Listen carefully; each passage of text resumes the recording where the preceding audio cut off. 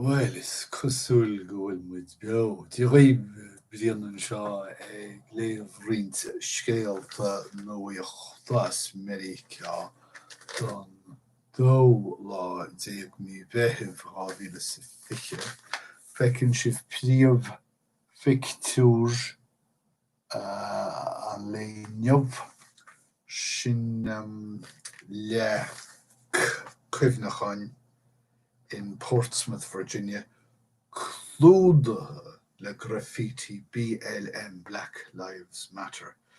Ní chaith me ráileh gur tá tálaí ar nó tan town casta America ar an báide agus fearg mhór ar chuoine i dtíobh cineochas agus seo tar Runwaru George Floyd in Minneapolis.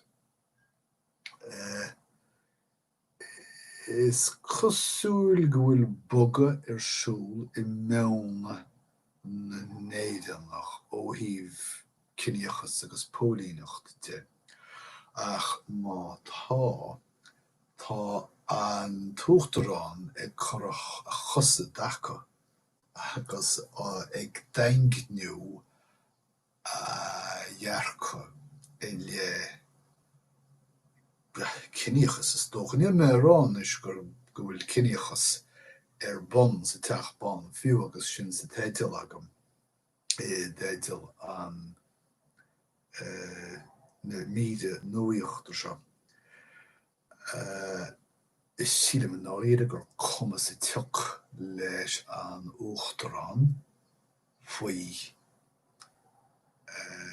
chinne a go bháin go gapan sé go fuórchúiseach, beidir go neamhchúiseach gur daoine táide iad na daoine Gorma.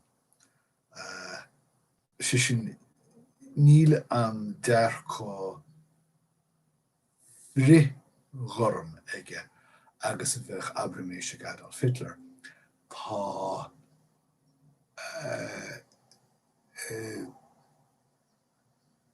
chaim me pocal dar gon seo tá brónar.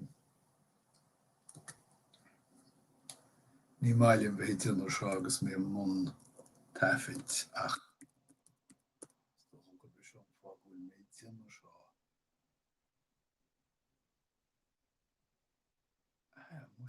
níomhach.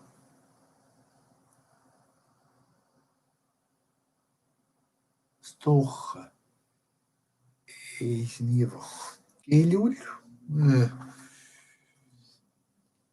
Tá ma ag scríb seo síos. Go becheart a bheith nó mar éigech sibh ní éiríonn go mbaile héine bhíonn sig smuoine méall agus ag aistrú ach fós féin tá téirmíocht mar seo tábhata. Gorma, sé ar bhain níomhach. Sé is maiile má pocal ní mai leis an uachtarán daoine Gorma ná daoine de chine eile. Seo agus é póstar a duine chéint as an tlómhéin.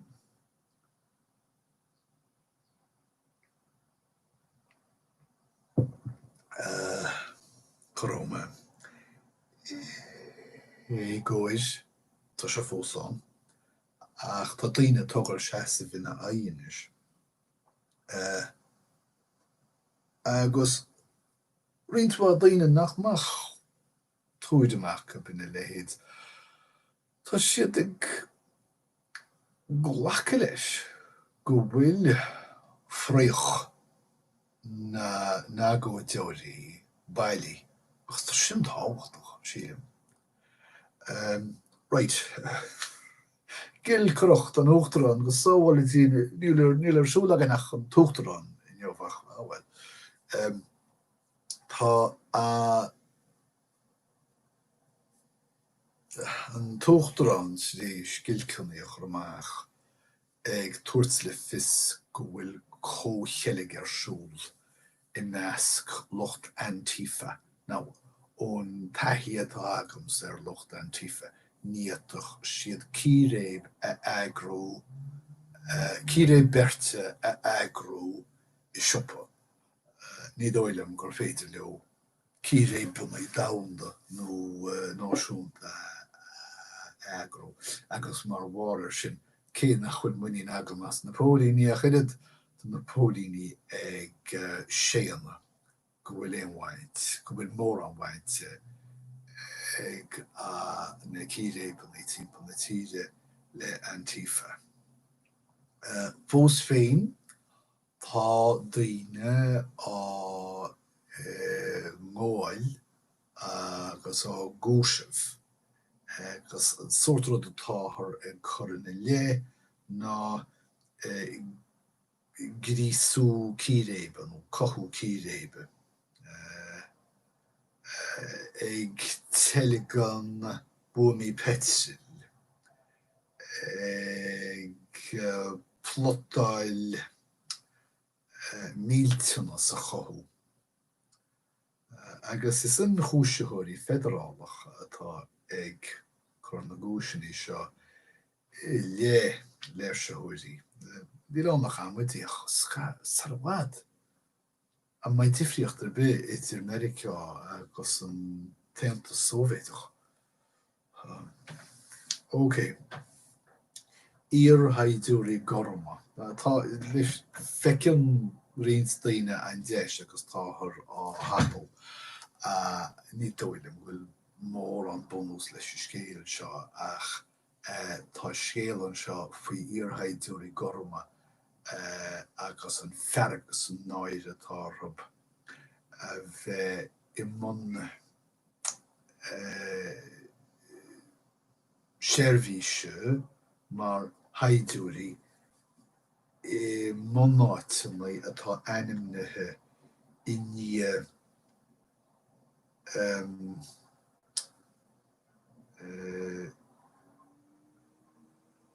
Saighdiúirí de chuid na cónaime daoine lehéad Robert E. Lee mar hampla.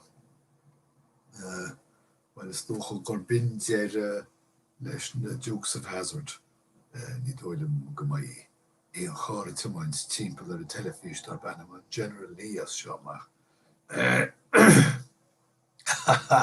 Now, sin cean go má tá muid glúiseach de raibh go scéal faoi ghinearál de chuid arm Verica sa chás seo an ghinearál Mark Milley caithear leach na go cheann fórne sin chuiste an táhachtach an cóchtach go deos rialtas.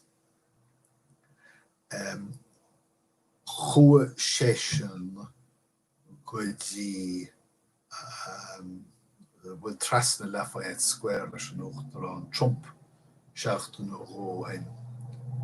Bin an tám dáirdaí Trump an Bíbla agus wagar dúnmharú na léirseóirí. Agus deir sé idir dálaí go bhfuil áféile gur bhlach sé páirt deis fotografíochta seo. Neadar nach chuile ar ráhaig agus mewn an arm ile an uachtarán a garú go an tapaí. Is cínta go daoine san arm atá sun an uachtarán go fóil ach ní deir an go bhfuil mór an fácaid éis sin méid atá táirlaí le seachtain níos. Idir sé freisin go sé ag súil le hagóidí as seo amach marialir. Marialir an méid a hála. Well, picture riile an san nóchtán aniuh canáil Landswehr in Berlin. Agus daoine mo a baint tainmh as an saoil. Tá an Eorop ag sleann amach as an díon ghlasail. Agus bhuiire brahan rinscearmán ar a laid nach bhfuil siad sáinethe ná cuaiste isteach in an árasáin níos mó. na margaí. Is cosúil nach bhfuil an da na margaí cho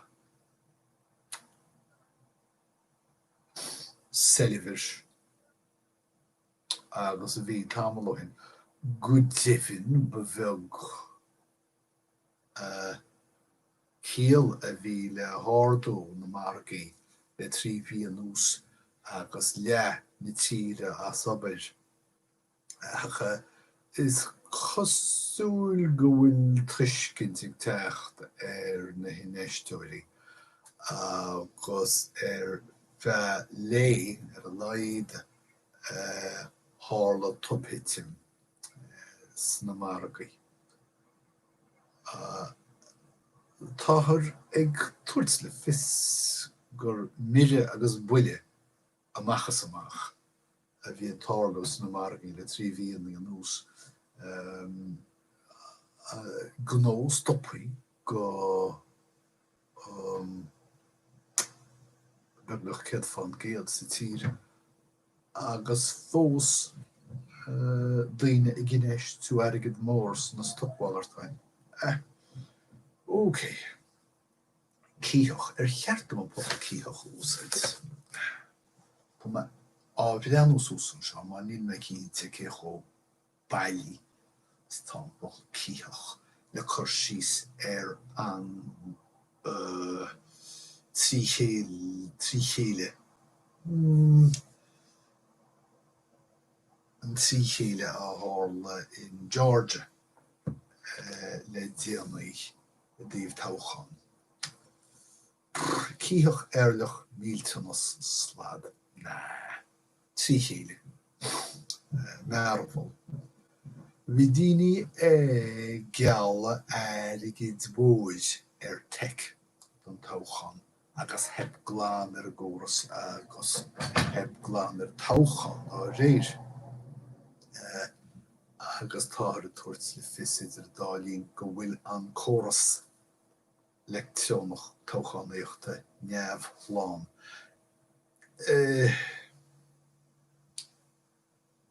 Mi seo ránis níl a lehéadán agus córas sláán táchanéochta. Ba chearta dhéana le pápéir nó ní chearta dhéana in éachar. Sin ní deirmis. Joe Biden versus Mark Zuckerberg, cé aige a bhaith sa bua. Tá feachtas Joe Biden ag taithint ar a lucht tacaíochta brúchar ar Facebook rudí cínta dhéanna faoi postannaí bréagacha agus gráneúla. Eintim leis mar a háirlíonach níl seo náíireach feachtasíocht. Siad na monarchana pacála féula. Sé sin na seamlais stócha.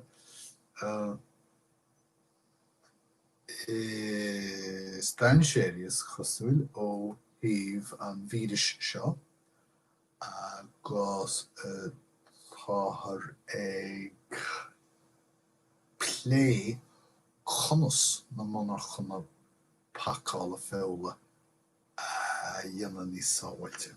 Conas ní is well, buíochas le dia tá cártas á chothú éidir Donald Trump agus móchuine Erdogan.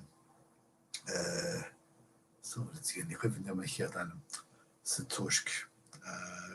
Tá cean go neamhbhriste atrú. Níl síl síl. Tá sé in chóraich idir an chóré thua agus an chóré heas láchir. Agus tíre toban chortha leis an siocháin a bhí atrú. Is cosúil bhfuil daoine deisceart ag chur billeo go propaganda tres na teorann in malún. Agus tá sé seo chur olc agus colag ar údarás na tíre thuaí. Ne? Céir eile. An sór chócht íon tín nó nacha. Nú sagbe.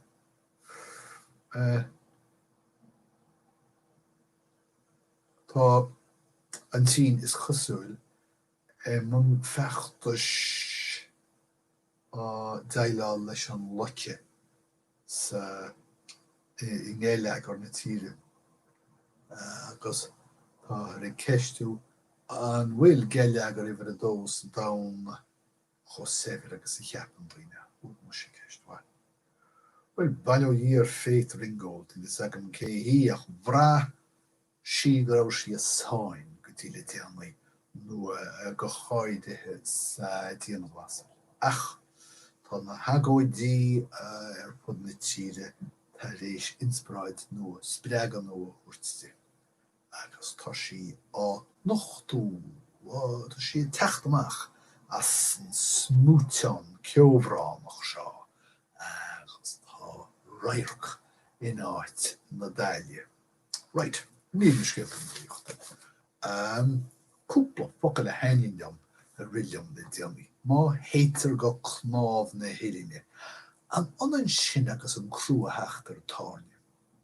Sí ceap a gur bunú. Caim níos mó léhí an bhui sin. Sin cnámh na héiline sin. Creachadóir, duine bhrisin isteach is siopa le lín círéib chun airí a chuid. Náir chuimhne. Cuimhne tá sort asnabhach. So tá máir chuimhne agam ar chuid tíime óige. Cuimhne agam ar na chud an éile. Íorthóir duine a scrífan íre ar nó. Agus an focail sin a hainingam níomhach se á bharcail me caníonn si dom. Ok, sin iad na scéalta. Dan dó lá déag mí bheitheh ráhíle sa fiche, súla go bhain sibh úsáid nó leasastú, agus go mbeidh muide caint le chéile a rís sa bhád. Tuidir dálín go imreacht é ormh, slán.